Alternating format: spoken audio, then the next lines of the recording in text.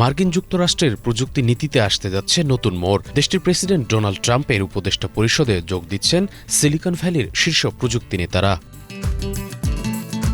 আন্তর্জাতিক বিভিন্ন গণমাধ্যমের বরাতে জানা গেছে, কৃত্রিম বুদ্ধিমত্তা ও আধুনিক প্রযুক্তিতে যুক্তরাষ্ট্রকে বিশ্বসেরা রাখার লক্ষ্যেই এই উদ্যোগ নেওয়া হয়েছে। Presidents council of advisers on science and technology নামের এই উপদেষ্টা পরিষদে যুক্ত হচ্ছেন মার্ক জুকারবার্গ, জেনসেন হুয়াং এবং সার্জি ব্রিন।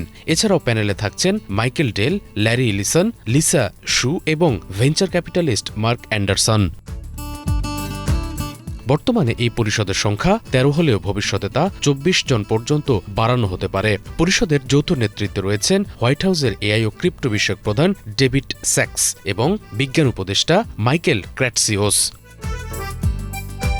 হোয়াইট হাউস জানিয়েছে, উদীয়মান প্রযুক্তি কিভাবে মার্কিন কর্মসংস্থান ও অর্থনীতিতে প্রভাব ফেলেছে তা বিশ্লেষণ করবে এই পরিষদ। পাশাপাশি প্রযুক্তি নির্ভর ভবিষ্যতে যেন সব আমেরিকান সমানভাবে লাভবান হতে পারে তা নিশ্চিত করার লক্ষ্যও তাদের।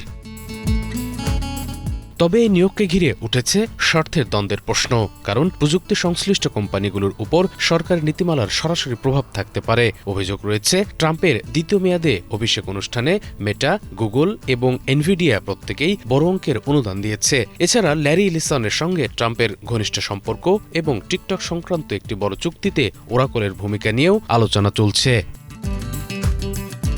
বিশ্লেষকদের মতে, প্রযুক্তি খাতের প্রভাবশালী ব্যক্তিদের সরাসরি নীতি নির্ধারণে যুক্ত করা যেমন নতুন সুযোগ তৈরি করতে পারে, তেমনি এটি নীতিগত নিরপেক্ষতা নিয়েও প্রশ্ন তুলতে পারে। শুভ ইসলাম, বাংলাভিশন।